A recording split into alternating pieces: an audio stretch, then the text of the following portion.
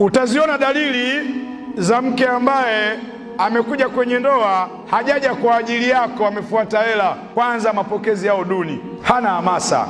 Tunatarajia mume ukiingia mke ajitoe. Karibu mume wangu, mashallah, mke wako nipo, nimejaa tele, nimekuandalia mambo matatu, chakula tayari, maji tayari, na mimi niko tayari, ungependa uanze na nini? Huyu hawezi hivyo kwa sababu hana issue na wewe.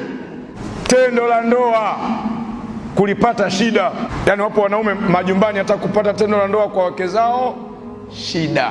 Sikiza vizuri muadhara, tukimaliza utaangalia wewe unaminywa wapi. Asona hili analile, wewe usijichanganye, tulia hapo hapo. Kuna wanaume tendo la ndoa majumbani la tabu sana. Bahati mbaya ndio una mke huyo mmoja, huna pa kufidia. Wanawake wa sampulio hawana customer care, huduma kwa mteja.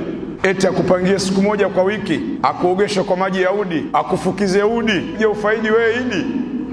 Wala